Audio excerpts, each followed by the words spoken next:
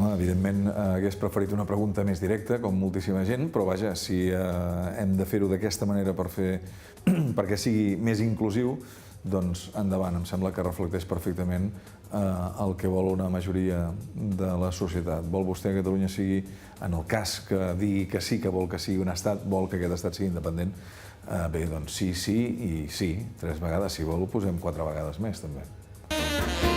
Mira, el diàleg amb el president Rajoy, jo sóc també dels que pensen que l'estat espanyol, per més que tinguem una visió des d'aquí, doncs, amb tota una sèrie de prejudicis, i no tant prejudicis, sinó de fets i de realitats, jo crec que al final s'ha de produir aquest diàleg. I aquest diàleg, evidentment, s'ha de produir per acordar tot un seguit de coses, entre les quals hi ha de quina manera es porta a terme la pregunta, la consulta, el que sigui, però arribarà un moment en què l'estat espanyol no podrà estar més amb aquesta tessitura de no vull veure i per tant miro cap a una altra banda o vaig dient que no, que no i que no.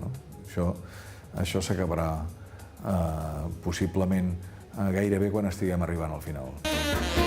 Jo crec que sí que hi haurà consulta el 9 de novembre. Si no hi ha consulta, el 9 de novembre hi haurà una altra data, que aquesta sí que ja serà definitiva, perquè la potestat la tindrà el president de Catalunya. Encara hi ha més escenaris. Pot ser, evidentment, que facin ús d'aquell magnífic article de la Constitució espanyola i suspengui l'autonomia i, per tant, les atribucions que té el president. Qualsevol altre moviment que facin en aquest sentit, en fi, ja hauran donat més legitimitat o tota la legitimitat al procés. Només contemplo que surti sí. Vaja, em sembla que seria molt complicat. Tot pot passar en aquesta vida, però a mi se'm fa molt difícil de creure que, per una banda, una part de la classe política espanyola i, per una altra banda, una part important també dels constituents, dels electors espanyols, de cop i volta entenen que han de fer un altre tipus de gesticulació o un altre tipus de diàleg o un altre tipus de marc mental i oferir una cosa en la qual Catalunya i la societat catalana s'hi senti còmoda. És a dir, em costa molt de pensar en un escenari en què surti un líder espanyol i arrossegui a tota una sèrie de constituents dient, escolta, potser ho hem de repensar i potser als catalans els hi hem d'oferir això, això i això. Em costa perquè a qualsevol banda de l'espectre, excepte Izquierda Unida, doncs no veig absolutament per enlloc aquesta mena d'actitud, ni molt menys per part del Partit Socialista Espanyol. La unitat dels partits polítics catalans és bàsica per aconseguir això. Potser sóc una mica naïf dient el que diré ara.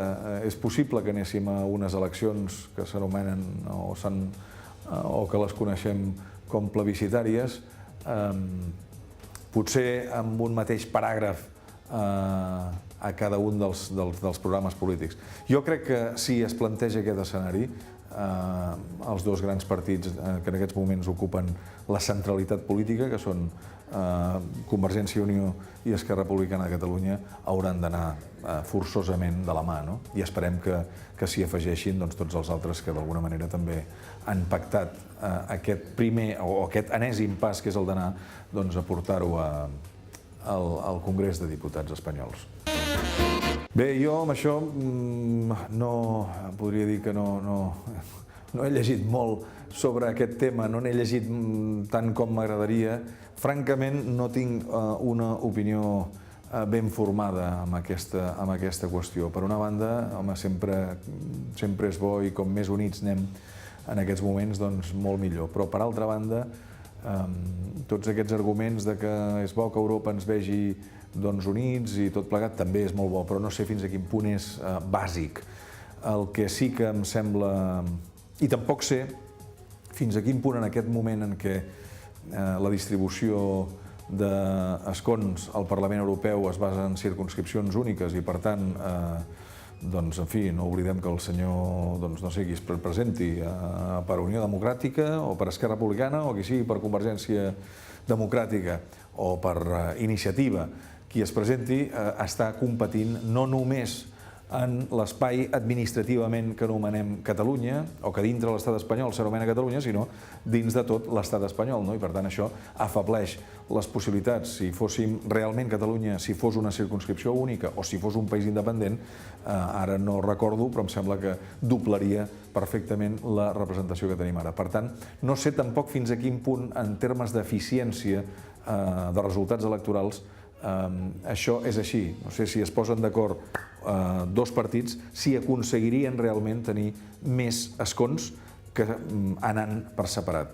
En tot cas, no tinc, diguéssim, una opinió ferma en aquest sentit, més enllà de pensar que com més units anem en aquests moments en qualsevol tipus de procés, en aquest cas d'eleccions, doncs molt millor. Els ciutadans de Catalunya ja són europeus, no pot ser que hi hagi uns ciutadans que de cop i volta quedin fora. I per altra banda, tampoc té cap mena de sentit comú el fet que una cosa és tornar a començar el procés i l'altra és fer el procés absolutament accelerat, perquè el que s'anomena acquis communautaire, això ja fa molts anys que ho tenim a Catalunya. Per tant, no em fa cap mena de por, jugarà un paper. I pel que fa a la resta del món, doncs és evident que els estats segueixen una lògica que és la lògica pròpia seva, a través d'interessos. Quan nosaltres ens pronunciem en aquest sentit, en forma d'estat, entrarem dintre, amb tota naturalitat i amb tota normalitat, dins del concert de les nacions lliures del món. Jo també vull pensar que sí, vaja, és que no puc pensar de cap més manera. Em sembla que tot té un temps a la vida i tot té unes fases. I, com he dit abans, a mi se'm fa molt difícil pensar que això pot tirar enrere perquè hi ha una de les parts en conflicte, en aquest cas l'estat espanyol, que de cop i volta veu i a més ho proclama, ho expressa, ho diu de bona fe i a més és creïble, no?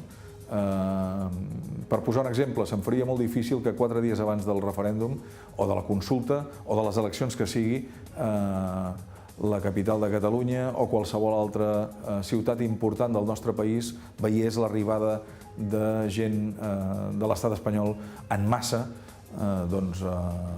demanant a la resta, segons ells, de conciutadans: no marxeu, us estimem, us volem, d'alguna manera us respectem i volem continuar aquest procés, aquest camí plegats. A mi, com va passar al Quebec, a mi això em sembla absoluta ciència-ficció.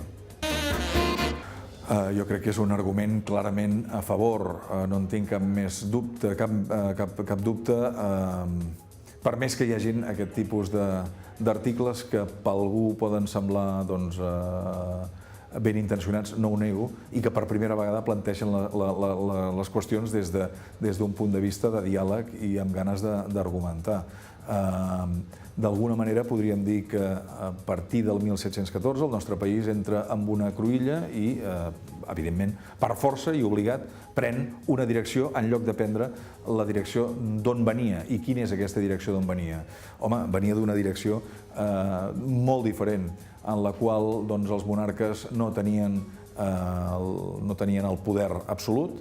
El rei, a diferència d'altres llocs, a diferència d'altres regnes, a Europa mateix o a la península ibèrica mateix, no regnava a través de pragmàtiques o d'altres tipus d'artefactes legislatius, sinó que regnava a través de constitucions, i les constitucions sortien quan es reunien en corts amb els altres braços estamentals. Per tant, quan diem que Catalunya és pactista, el que estem expressant és això, és a dir, que hi havia aquesta tradició, una tradició que, per altra banda, tampoc és nova ni és nostra, sinó que també forma part de l'herència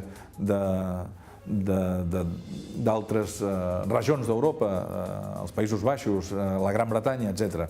Però en aquell moment determinat nosaltres vam prendre una altra via que no era la que havíem seguit. I això ens ha marcat.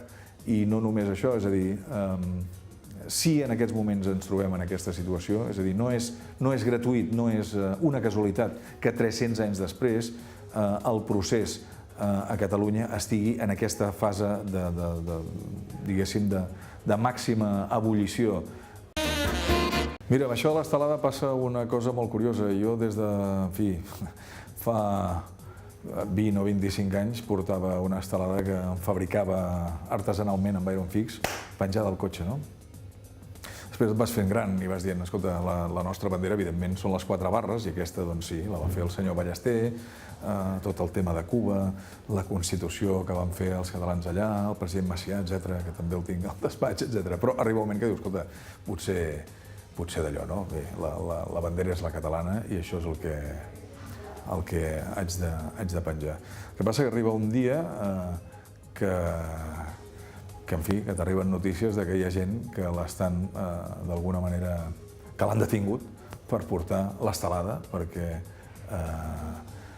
en fi, surt el ministre de l'Interior espanyol i diu, vaja, jo l'he sentit dir això, em sembla que va ser, i em sap greu perquè em sembla que és bona persona i és d'aquí, que és el senyor Fernández Díaz, que diu que aquesta bandera és il·legal.